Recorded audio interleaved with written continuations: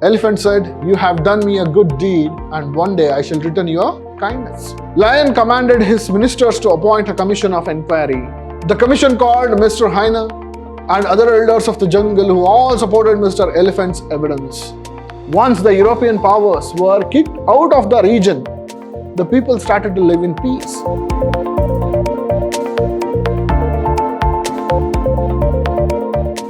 Hello students, I am Anil, lecturer, Department of English, Vidhyaashram PU College, Mysuru, the Temple of Excellence.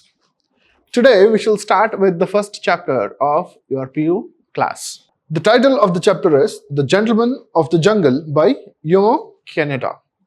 So let us see what is there in this story of The Gentleman of Jungle. About the author, Jomo Kenyatta was an African political leader, first president of Kenya. A Kikuyu, he was one of the earliest and best-known African nationalist leaders. As secretary of his tribal association, he campaigned for land reforms and African political rights. Here you have to keep in mind who Jomo Kenyatta is. Jomo Kenyatta, he was an African political leader. He was the first president of Kenya, a nation in the African continent. He is a Kikuyu. Kikuyu is a tribe in Africa and one of the dominant tribes in African continent. He was one of the earliest and best-known African nationalist leaders. He was a politician and a national leader. He, as a secretary of his tribal association, campaigned for land reforms and African political rights. Land reforms and political rights. So we shall discuss this after we finish the story. There is a background to understand this story, The Gentleman of the Jungle.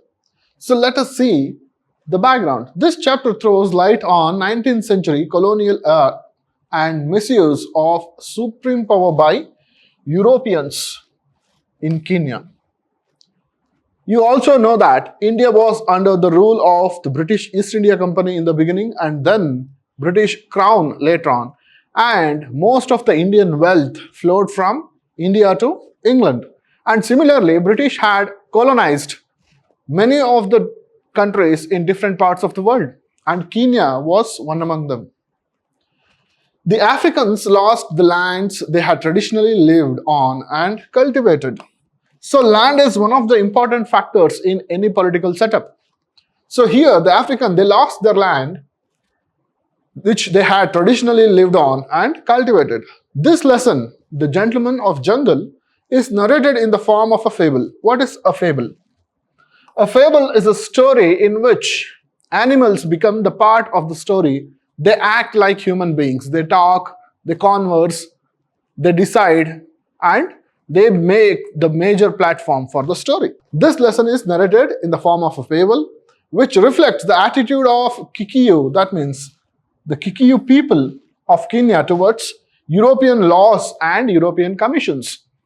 So this is the background for this chapter, The Gentleman of Jungle. Let us get into this story. Once upon a time, it starts like any other stories that you listen in your childhood. Once upon a time, we don't know what time it is. It's a fable, but it reflects the story of Kenya. There was a friendship between a man and an elephant. So, friendship between a man and an elephant. Here, elephant represents European power. So, the size of this animal, it reflects the political power, that is the European power. And man is a symbol of native African. So this man reflects the native of the African region. During the torrential rain, in the story there is a torrential rain, heavy rainfall, and the elephant seeks favor from the man. So now you have to keep in mind the political power, the native African people, their behavior in the beginning. They assumed, the people of Kenya, the people of Africa in particular, they assume that they are friendly in the beginning. So during the torrential rain, elephant seeks favor from the man. And the elephant says, "Oh, my dear good man, will you please let me put my trunk inside your hut to keep it out of this torrential rain?" In the beginning, you have to imagine the comparison. An elephant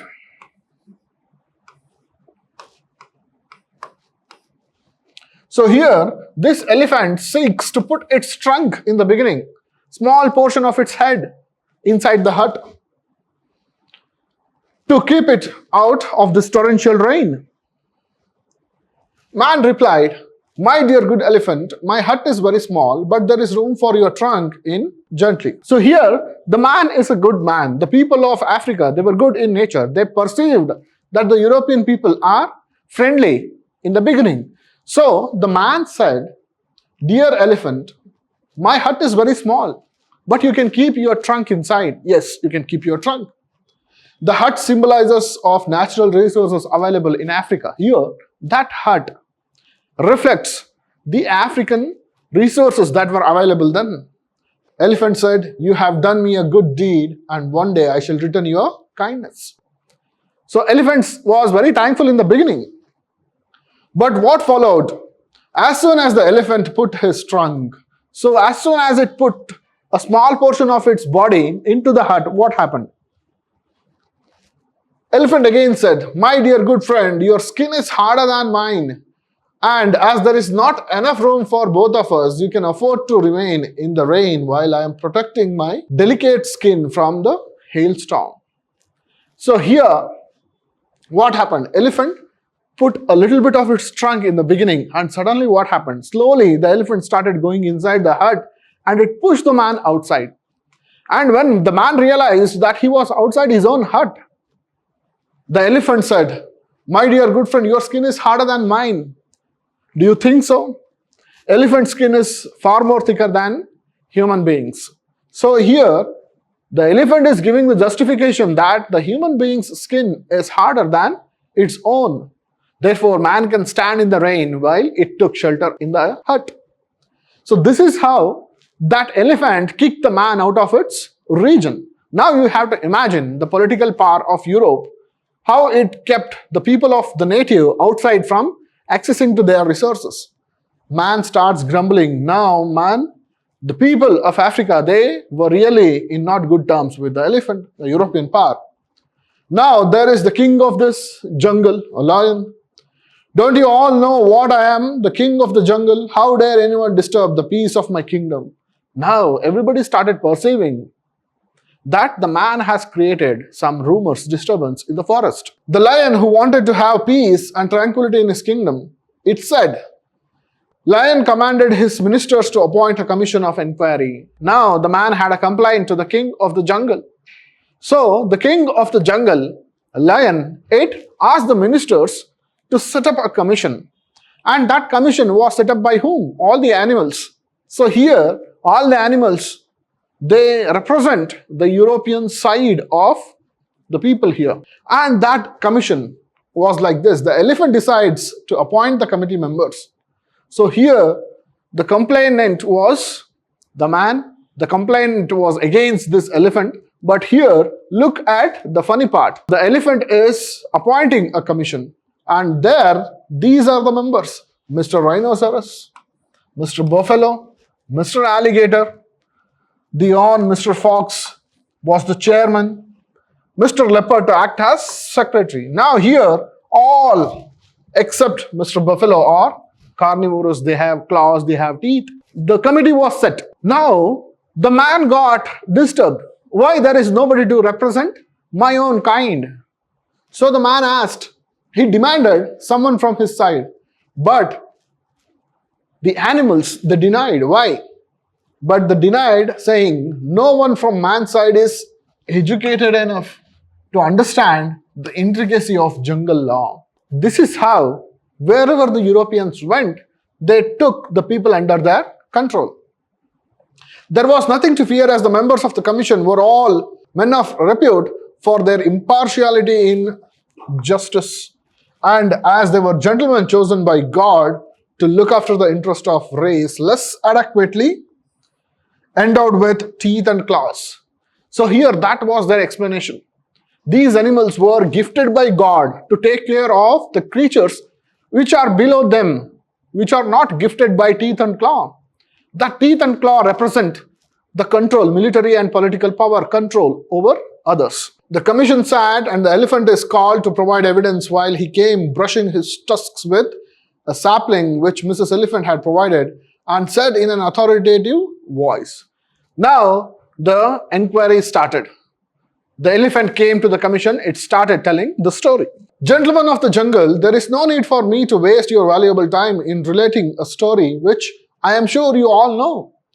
Elephant did not tell the story in the beginning, but it tells to the commission, the members of the committee, that they already know the story.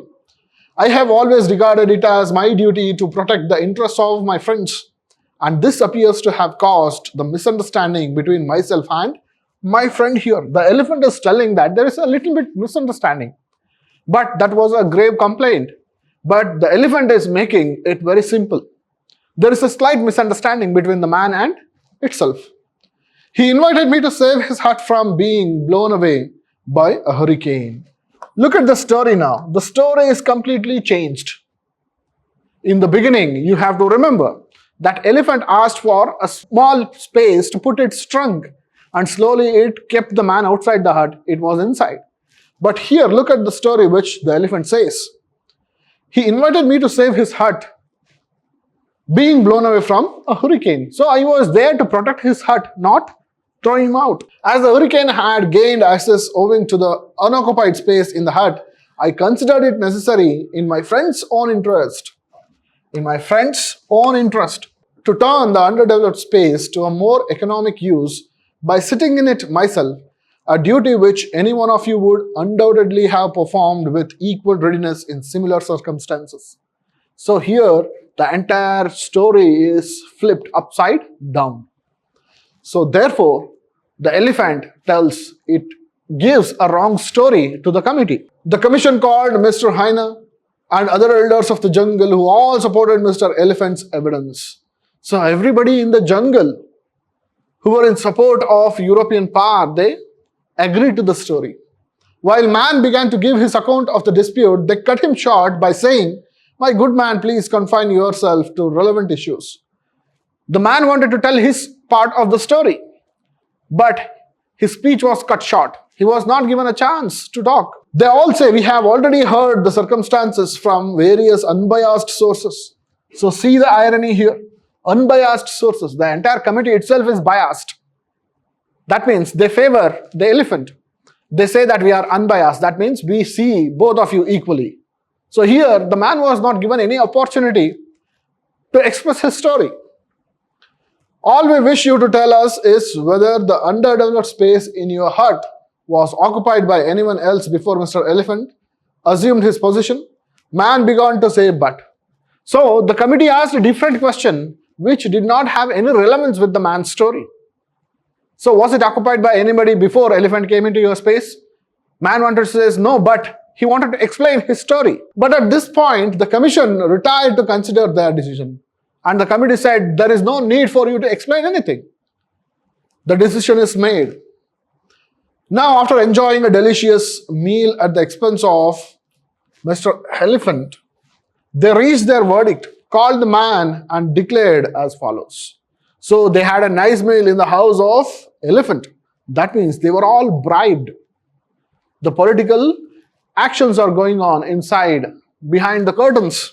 They all had meal in the elephant's house. That means they were all bribed. They were all purchased by elephant. Now the following decision is like this. In our opinion, this dispute has arisen through a regrettable misunderstanding due to the backwardness of your ideas. See, they all blamed the man. It is because of your idea that you had a misunderstanding, that is a regrettable misunderstanding with the elephant. We consider that Mr. Elephant has fulfilled his sacred duty of protecting your interests. So the entire committee, which was set up by elephant, was in favor of elephant. So finally the result was like this. We consider that Mr. Elephant has fulfilled his sacred duty of protecting your interests, man's interest. Was that interest really fulfilled, taken care of? That is the question. Man, fearing that his refusal might expose him to the teeth and claws of the members. If the man said anything against it right now, what happens? He would be treated very badly under heavy laws and other things, teeth and claws of those animals. Now, members of the commission did as they suggested. But no sooner had he built another hut. Now, man thought that it is not good to fight with them. He had no power to fight with them. So he decided, okay, let go the old hut. Let me construct a new one for my own self.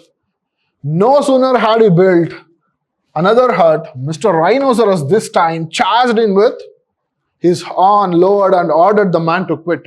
So as soon as he constructed a new hut, now Mr. Rhinoceros entered the space. He kicked him out from the space. This followed until all the animals in the jungle were accommodated with the hut. All the resources of the region were all occupied by the European power.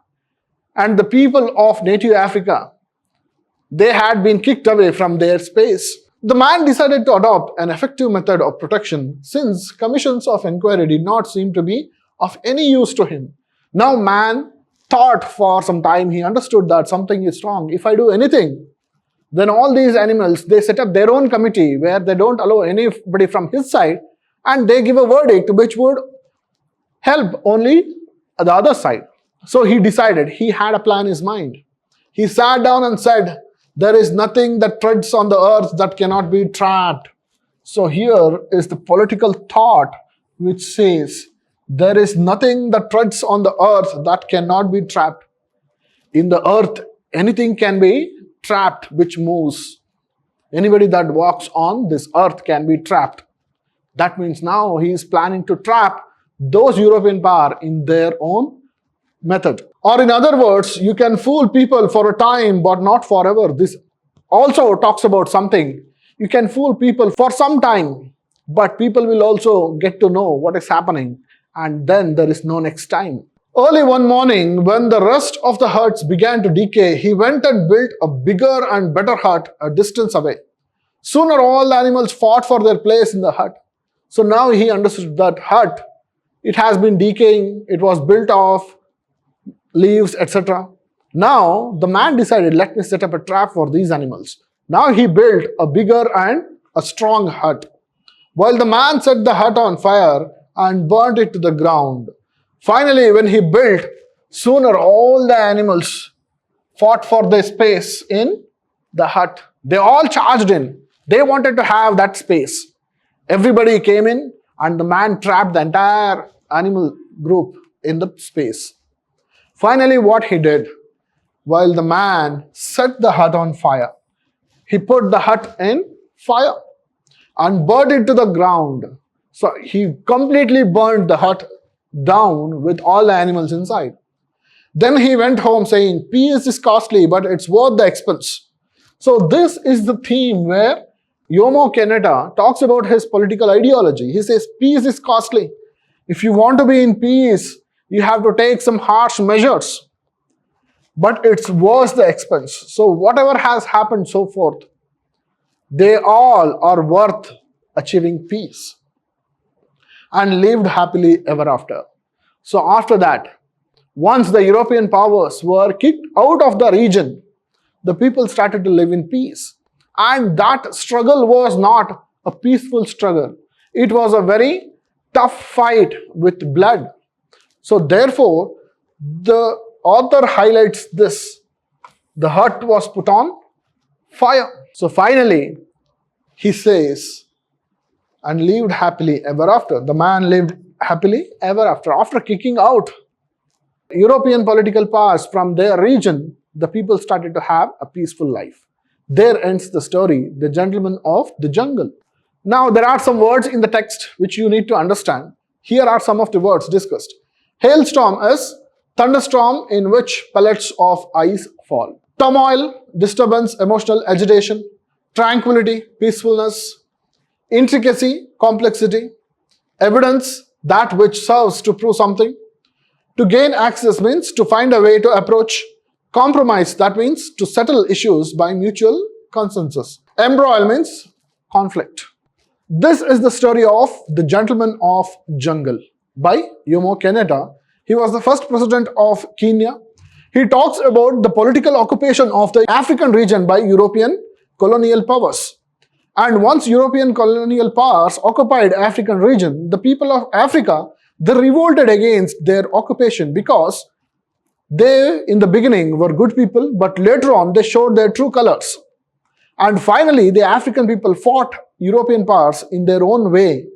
And finally, they were successful in kicking out the European powers from the African land. Here he particularly talks about Kenya. And in the end, he says peace is very costly and whatever is worth getting peace is worth doing. And finally, he tells the entire story in the fable form. That is, the story using animals in it. We shall meet in the next class. Thank you.